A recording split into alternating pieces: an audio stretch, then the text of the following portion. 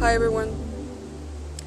We've often heard about nature spirits through fairy tales and legends that we loved to listen to when we were younger or not so young.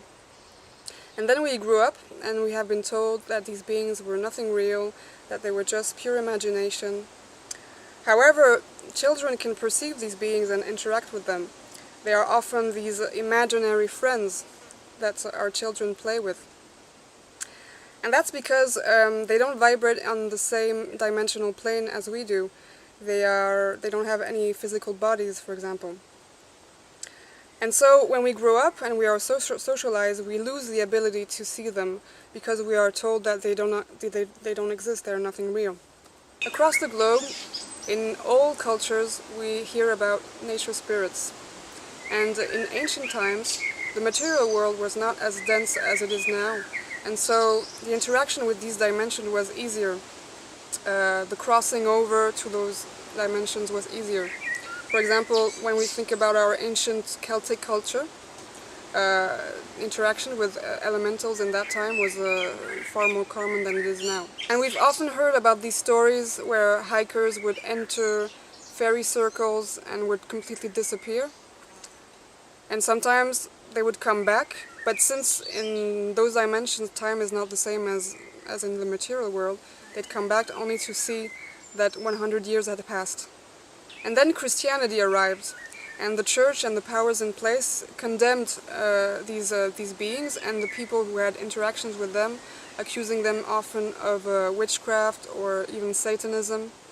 And when we look at the Greek god figure Pan, that is often associated with satyrs and fauns. So the image of this god was used to illustrate the devil in order to convert pagans to Christianity. Only in certain parts of the Western world have we kept these traditions. The best example is Iceland, of course, because in Iceland, when they have building plans for roads or houses, they will always call on a psychic to communicate with elementals first to see if it doesn't disturb them, and if it does, they don't hesitate to alter their plans. And there are also a lot of stories of children so from Iceland who cross over to their dimensions, who enter their homes and sometimes come back with certain objects. Nature spirits work for the well-being of plants, animals and trees, and also the elements they are associated with. They live in a much lighter world than ours, so it's a world made of light and love, and often they cannot understand these destructive human behaviors towards nature, and they're very sad about it. I really have a special bond with them since childhood and even beyond. And about 2 years ago, I was looking for a house to settle in, and the universe really guided me to a special place near a forest, and it's called the Fairy Realm. It's the forest I'm sitting in right now. And as I walked through this forest, first of all I was really amazed of the beauty surrounding me because it really looked like a fantasy movie set.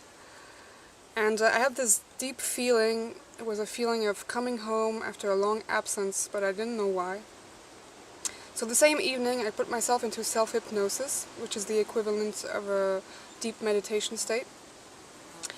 And I was literally dragged out of my body into that dimension where I really felt completely welcome, so I was in my astral body. And they said, "Welcome home," and they cheered and they started a party because they love to party, they love to play music, to dance, they were really joyful. And there was one being particularly that really guided me through their world. It was a little elf. And he explained me a lot of things about their world and specifically secrets about this forest. He also told me that I was coming here actually to reactivate a partnership with them.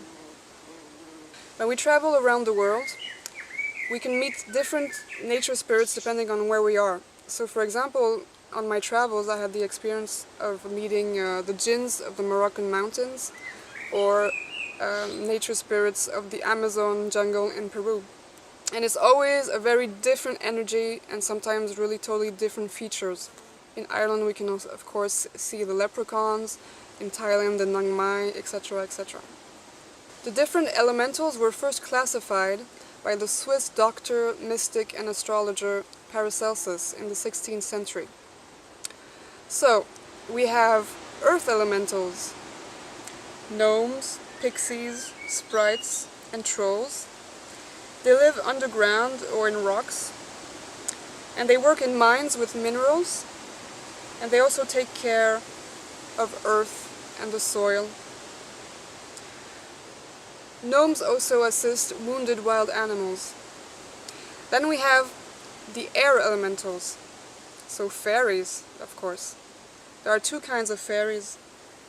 The solitary fairies we can find around flowers, and the fairy troops, usually taking care of trees.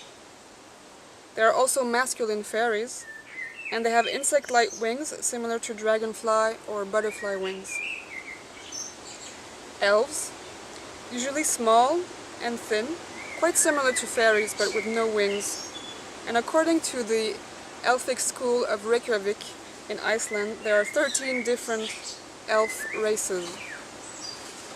Sylphs, similar to fairies but with much larger wings. They are almost like angel-like beings, and they can fly high into the sky, and they take care of the wind and the purity of the air. Then we have water elementals, so of course mermaids and mermen.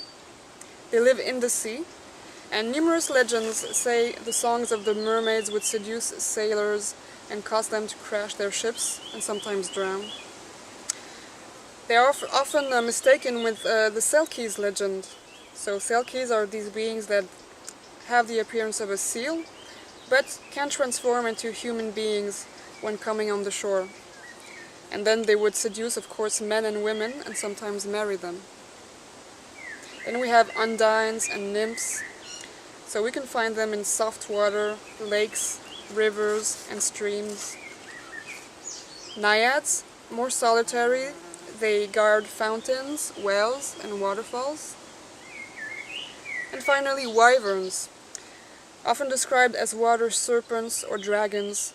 They protect certain energy spots, they have healing abilities, they are often associated with alchemy. Then fire elementals, salamanders.